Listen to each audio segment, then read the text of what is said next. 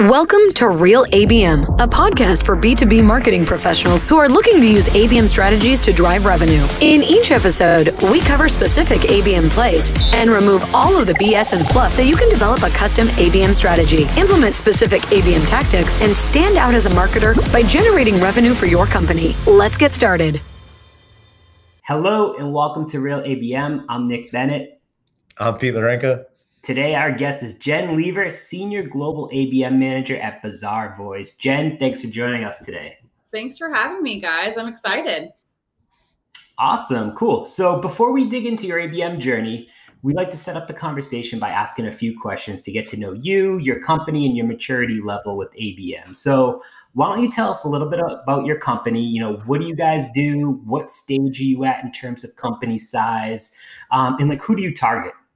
Yeah. So Bazaarvoice is a global company. And in a nutshell, what we do is we provide the software for brands and retailers to showcase ratings on their website and on their product pages. So anytime you're going to buy a pair of shoes or a t-shirt, all of that user-generated content that appears on that product page is what we help brands power.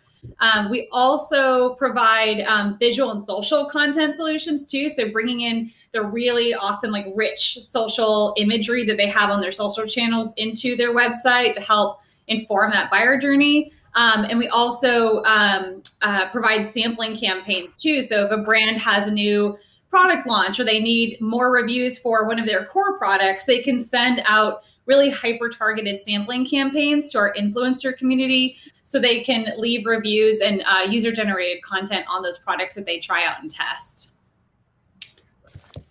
Nice. Amazing. That's really cool. And so how big is the marketing team there, and how is it structured? Do you have demand and ABM, or how do you guys look at that? Yeah, so we, our marketing team is also global. So we have our North American team, and then we have a field team in EMEA and a small field team in APAC. Most of it is all demand gen related. And then each one of us kind of owns a specific channel, or on the EMEA side, they own specific regions. So for example, we have one person that is our events lead. We have another person that does all of our webinars. And then I am yours truly, the number one ABM person on the team right now. So I would say total our marketing team is probably around 30 folks if you include design and web and everyone else. And then on our demand gen, there's about 6 to 8 of us, depending on the region. Awesome. Cool. That's a lot bigger than teams I've been a part of. So that's awesome. What? So how would you describe your current ABM maturity level? Is this something that, you're just getting started with? Do you have some learnings that you're working to optimize? Or do you feel like you have a strong ABM approach that's driving critical business results? So I would definitely say we're probably on the more mature side, but it's been a work in progress over the last 18 months. So I came on board at Bazaarvoice early January of last year. And previously they had done ABM in the past, but it was very ad hoc. They didn't really have the tech in place to support a scalable ABM program. Coordinating with sales and just from the campaign side of things, it was very manual and time consuming. And I think it also kind of created almost like a miseducation about what ABM actually was because of the way it was done in the past. So when I came on board, my primary goal was to kind of reinvent and re-educate our teams about what account-based marketing actually is, how it helps in terms of business outcomes, and then, start to stand up some campaigns that we can start to scale out across the business. So in terms of the variety of different tiers of ABM that we're using a one-to-many approach. A lot of those are kind of stage-based. So as accounts move through that sales funnel, they're served up very specific content and experiences based on where they are in that funnel. Then we have a few one-to-few campaigns running right now. Those support more of our SMB side of the business. So what we like to do is look at focus on a particular industry and then a cluster of target accounts that fall within that industry. And then we also have our strategic, more one-to-one campaigns, and those we leverage more on the enterprise side of the house. Got it. Awesome. That's a fantastic setup. Pete, I'll toss it over to you to get into some struggles and wins. Yeah, no, this will be good. And I've followed you, Jen, and Amber on Peak for a while, so I'm gonna dig into some of that based on what I've seen. But so yeah. I guess the first question for Nick and I from a Bazaarvoice perspective would be, what made you and the team pursue ABM in the first place, right? What were the goals and objectives? What were you looking to solve for? And how did you and the team think about measuring success in the beginning before you got to the level of maturity that you have today? That's a great question. So honestly, where we were on the demand gen side of things, ABM was just the logical next step for us as a company to start to grow into. We have a really, really solid demand gen engine in place right now. And ABM was kind of that missing piece. I think also there was kind of circling back to what I said, like the misalignment and the miseducation across like our sales and ZS teams about what account-based marketing was.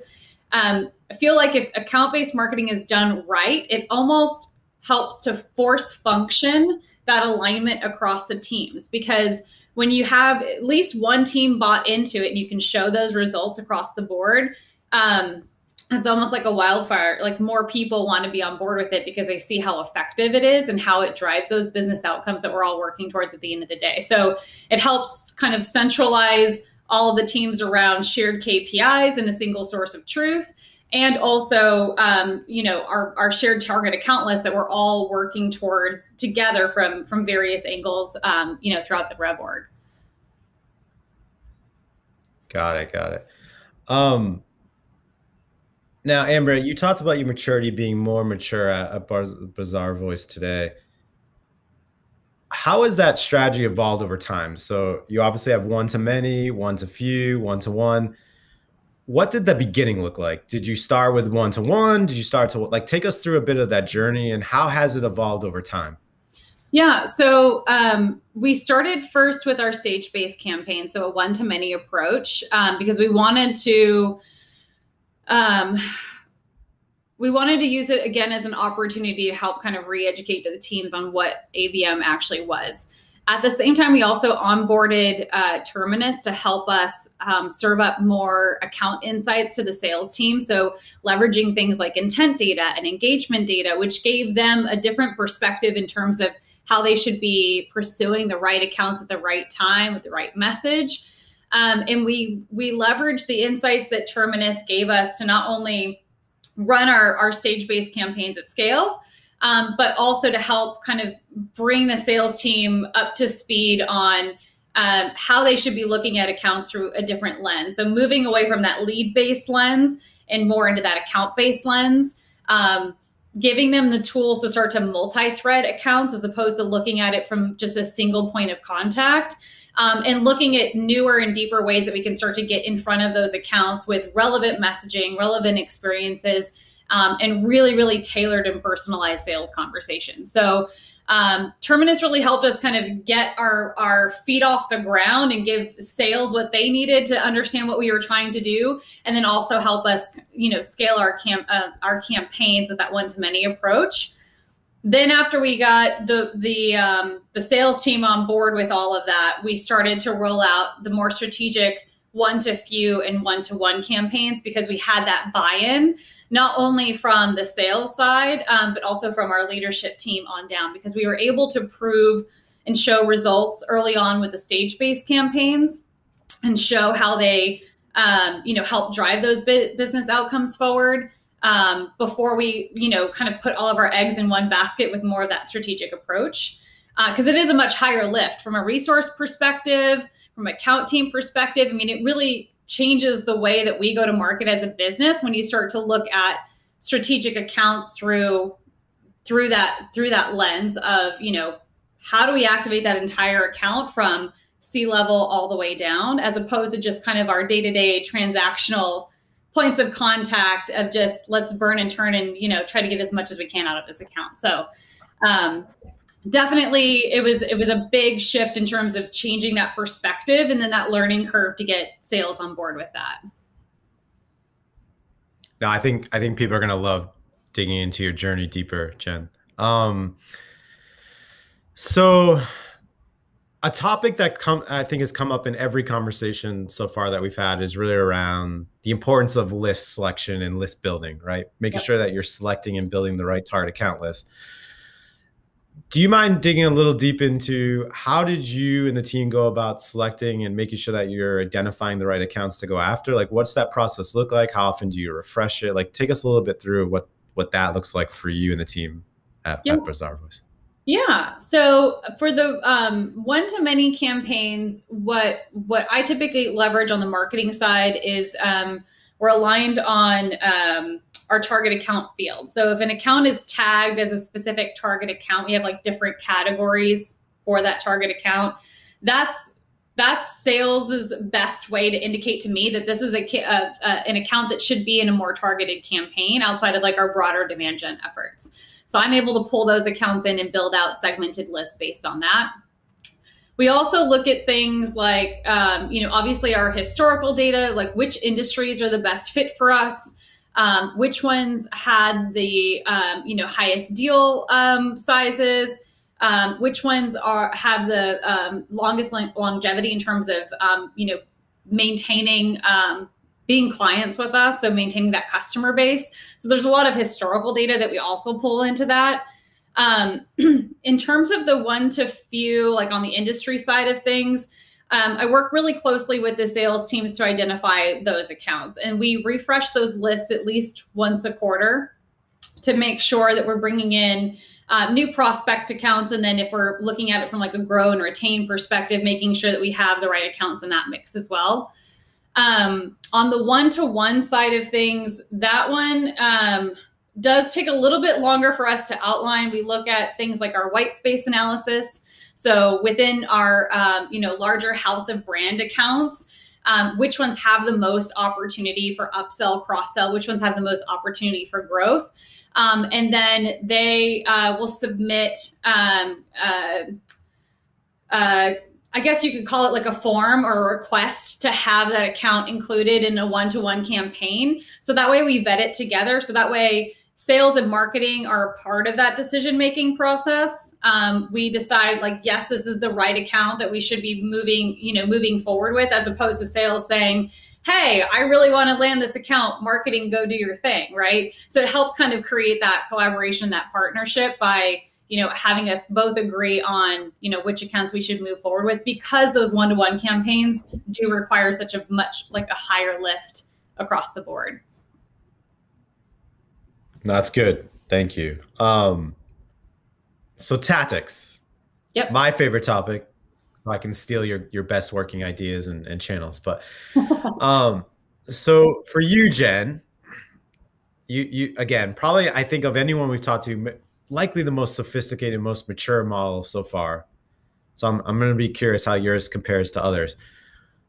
What channels and tactics do you and the team primarily use? And what I'm most interested in understanding, and I think the audience would be too, would be how do those channels or tactics differ for one-to-one or one-to-few versus one-to-many? So take us a little bit through what that looks like today for you.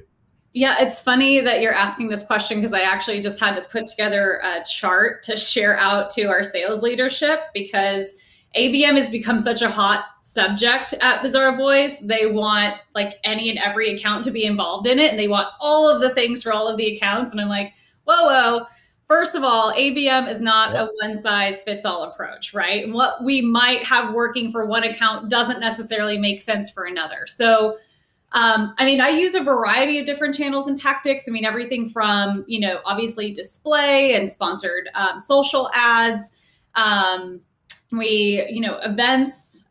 we have a lot of VIP events or more intimate events for, a cluster of like prospect accounts, or we also do lunch and learns for our enterprise level accounts.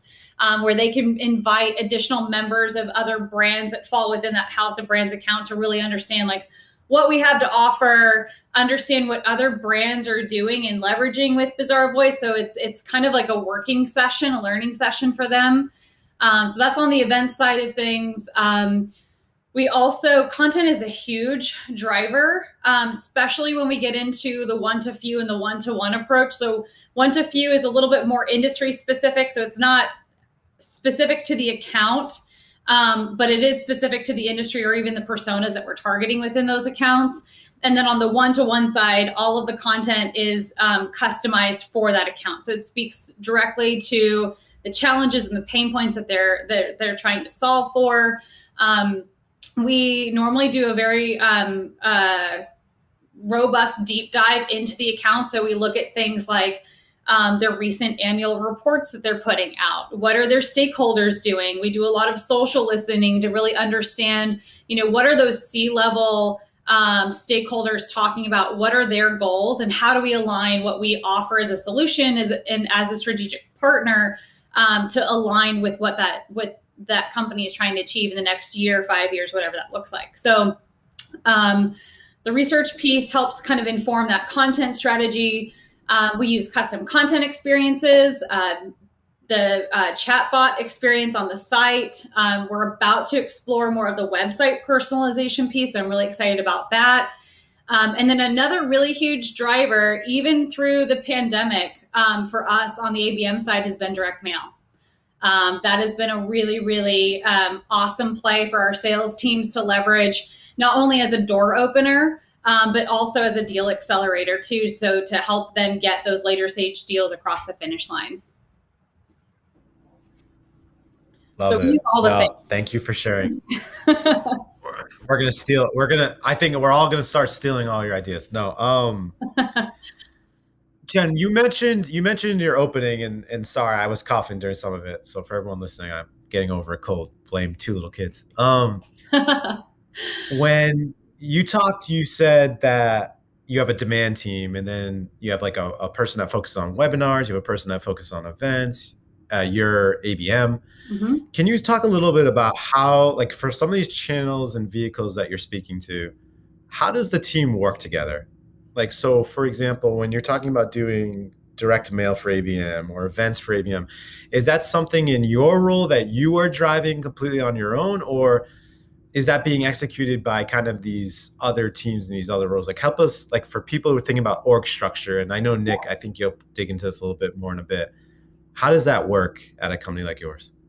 Yeah. So I would say over the past 2 years, our demand gen team is completely new. So 2020 was really about each one of us coming on board, revamping the existing channels and standing up more mature campaigns to support those channels. We are now at a point as a team where we're collaborating more closely and looking ahead. So we're doing things like, each quarter we have a particular theme or a solution that we want to pitch or focus on with our accounts. And there is a centralized campaign and programs that support that campaign each quarter. Then we also do kind of our one-off,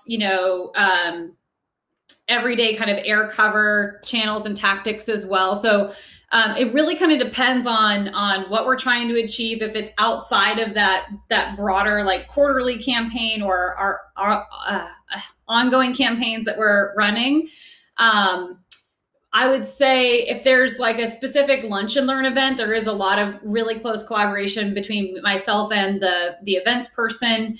I use the webinars a lot to help push our direct mail campaigns out too. So we use direct mail as a really awesome, thank you for attending follow-up play for our sales teams to leverage. We also have a co-marketing lead on our team as well, because we work with a lot of retailers. And so anytime we're looking at a particular brand or account that's looking to get more into retailer, if there's an opportunity for them to partner with our other retailers, there's a lot of collaboration there too. So it really kind of depends on the account, the campaign, where we're at in the planning process for the upcoming quarters. But I would say from a collaboration standpoint, we're all very transparent about what we have in market. So we know what we can pull, what we can reuse. So we're not all just doing the same thing in silos. And I think as we start to move forward and build out the teams even more, there'll be even more opportunities for collaboration. Interesting. Got it. All right.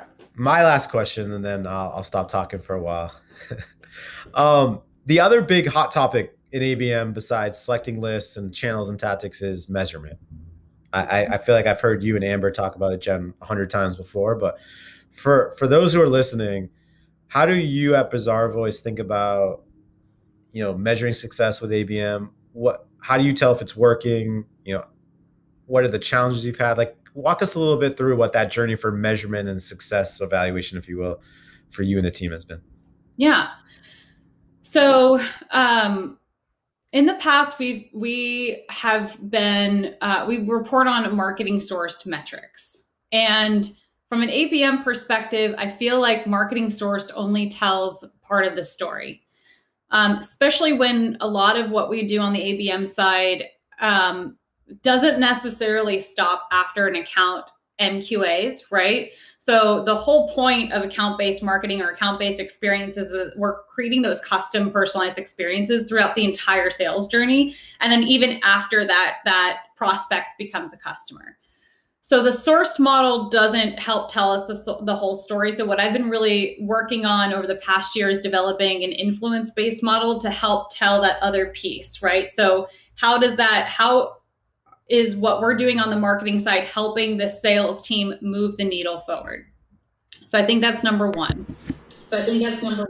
Number two is we are moving away from a lead-based model and more into an account-based model. And a lot of what I've been able to drive in terms of showing results so far is that when we focus on accounts in a quality versus quantity perspective, the sales team sells more, they have larger deals, we accelerate those deals even faster because we're focusing on the accounts that are the best fit for our business, that are showing those early buying signals.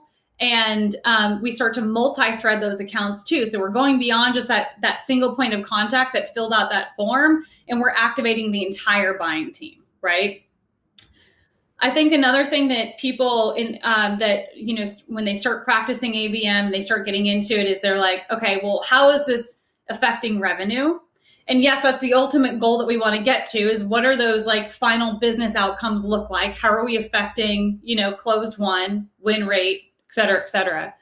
But I think what's also missed is those early wins that you experience when you first start your campaign. So when you're working on more of those one-to-few and one-to-one campaigns, reporting out to the rest of the business and celebrating those early milestones, I think is key. So things like account engagement. Are we getting in front of net new contacts at the account? Are those net new contacts key stakeholders that are going to be a part of that buying committee at the end of the day? How are we engaging with them from a marketing and sales perspective? And then from that engagement, how are we seeing them engage more with marketing or with the content that we're serving up to them, right? So taking all of those insights and really telling that early story of how we first start to activate that account. And then using those engagement metrics, how do we start to move forward into meetings being set, that conversion ratio of meetings into opportunities, and so on and so forth. So I think a lot of times when people get started with ABM, they want to get right into the numbers, the revenue, what is this going to drive? And yes, all of that will happen. But I really think that missing out on telling and celebrating those early milestones is an opportunity that's missed a lot of the time too. Great. Thank you. Nick? Yeah, absolutely. So you hit on this a little bit, but I want to go back into tools or type of tools. You don't have to, if you're not comfortable talking about what vendors you use, that's fine as well. But like what's your ABM stack look like from intent to automation? I know you said you use direct mail. Like that's the first part. Like, what's that look like? The second part is like, if you had to pick one tool to keep as like, I need this or else I'm screwed, like what would it be? Okay, good question. So I'm definitely down to share my tech stack. I'm actually very fortunate to have a really robust tech stack. It's something I've been working on since I came on board. When I first started, all we had was Marketo and Salesforce, and that was it. I'm like, ooh, I need a little bit more than that. So we onboarded Terminus last year. That's been huge in terms of getting the sales team enabled and making what we're doing on the ABM side actionable for them. We also leverage Sigster through them. So the email banner ads, those have been really, really awesome to tap into, especially for the one-to-one and the one-to-few campaigns. Direct mail is huge. So we use a combination of a local vendor for some campaigns. And then we also just onboarded with Sendoso. So we're excited about that one. What else? We are about to actually get into onboarding with 6 Sense to give our sales team even deeper account insights earlier on in the buyer journey. And really tap into, what they like to call the dark funnel and surfacing those accounts even sooner than what we're able to see with intent and engagement data now through Terminus. So really, really awesome tech stack. I'm really fortunate to be able to have all of those tools at my disposal. In terms of what I could not live without, I really think it would come down to like a Terminus type tool where I can run digital ads at scale. And it doesn't even have to be Terminus, but the ability for me to run my ads and my campaigns at scale on the digital side using both display and social, and also the sales insights that I'm able to serve up to our team, that has been like table stakes for me in terms of getting ABM off the ground. So if I didn't have a tool like that, I really think that we'd still be, kind of scratching our heads and trying to figure out like how do we get this up and off the ground. So yeah, that's fantastic. This is the third company I've used 6 Sense at. So if you ever want to chat, I'm always down for that. And I agree for sure. I mean, I'm in a similar boat where I'm trying to kind of figure out that tech stack and what it looks like for sure. So another question that I have before we go into the lessons learned is, do you have a favorite ABM campaign that you've run? I'm sure you've run a ton, but like, what's your favorite and like what made it memorable? Oh, this is hard because I've had a lot of really good ones over the last year. I would say one of my favorite campaigns is one that I have running right now. It's called our Ice Cream Social Direct Mail campaign. So one of the solutions that we offer at Bazaarvoice is called Voxbox sampling or Bazaarvoice sampling solution. So like I mentioned earlier, brands can buy space within co-op boxes, or they can buy their own box and completely brand it out, have their product featured in there. And then we send it out to that targeted audience of influencer members to help generate that content for them. And we recently acquired a company that allows us to not only get that written UGC, user-generated content, but also tap into the visual and social content and pull that into brand sites. And so the Ice Cream Social Voxbox is all about tapping into that social network, getting that really rich visual and social content. And inside the box, we have all of the different pieces that people need to create like their ice cream, like favorite ice cream treat. So we have branded Bazaarvoice sprinkles, and we have Amy's Ice Cream Hot Fudge. If you guys are in Austin, Texas, and you know about Amy's Ice Cream, like, you know what I'm talking about. We also featured a Target gift card in the box so they could buy their ice cream of choice. And then we have we have a lot of other like ice cream kind of themed items in the box. And then we created this postcard that's kind of like an accordion style postcard. And we took like an ice cream and turned it into an infographic that shows people the different layers of building a successful user-generated content strategy. So the ice cream is like your product pages, and the chocolate sauce is like your sampling campaigns, and all of these other things. So everything kind of ties back to a specific Bazaarvoice solution that they can leverage to build that strategy.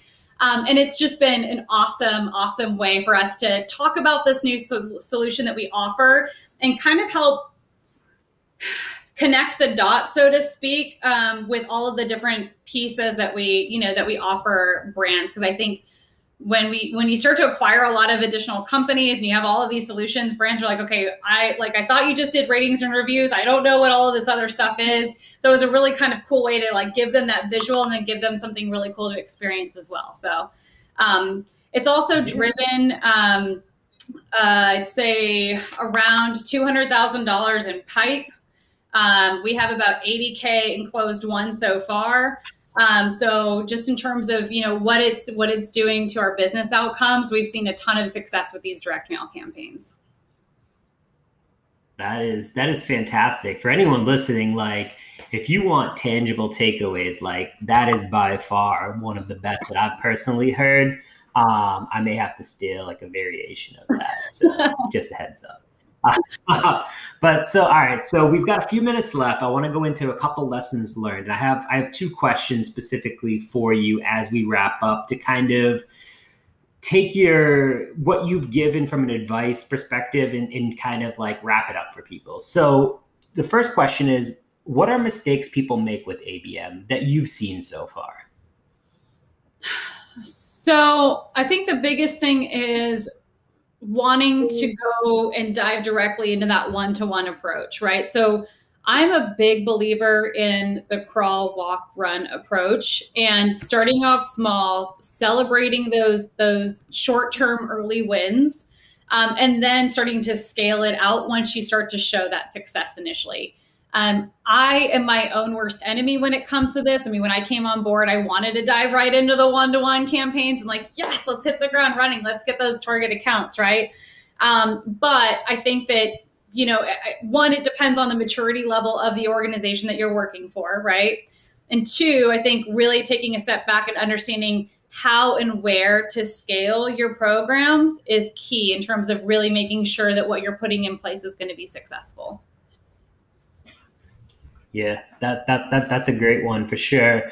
So I've got one final question for you, and I feel like this is something that I don't want to say it goes unnoticed in a lot of cases, but I feel like not a lot of people talk about it. And so if you're building out a team to help implement and run ABM, what are the skill sets or experience that you specifically would be hiring for? Like, what do you think are kind of the most impactful things? So, I mean, first and foremost, I think people need to have a baseline understanding of marketing, right? What are the different channels and tactics that you can pull and, bring into the mix to, create these robust campaigns? I also think that you need to have a strategic mindset. I mean, ABM isn't rocket science, right? It's just really, really good marketing, and it's super targeted. I mean, it's basically taking what you're doing on the broader demand gen side and just getting really, really targeted with it. So I think understanding that strategy is important. Another key thing that I look for in anybody coming on board is, do they understand the sales process? And do they understand how to build those relationships with the sales and CS teams?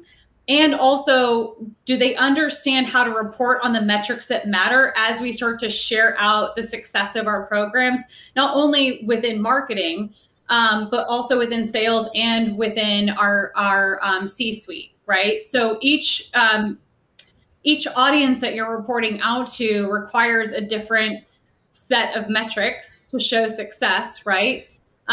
So understanding which story to tell with which audience, I think, is really important. And then really understanding that sales function and how to make what we're doing on the ABM side actionable for them.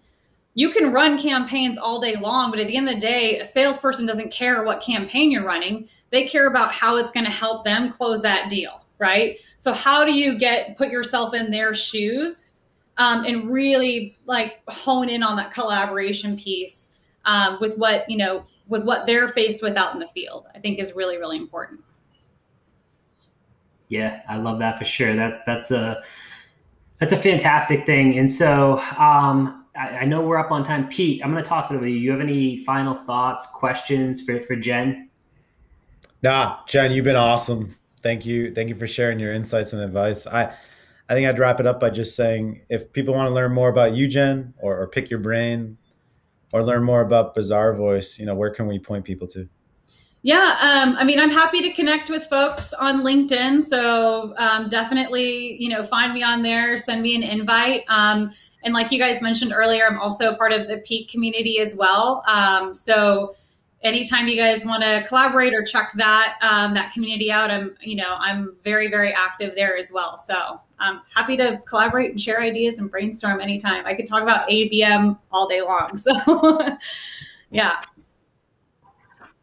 Awesome. Well, Jen, thank you so much for joining us. It was a pleasure to have you, and I can't wait for everyone to listen to this episode. Yeah, thanks again for having me, guys. Thank you.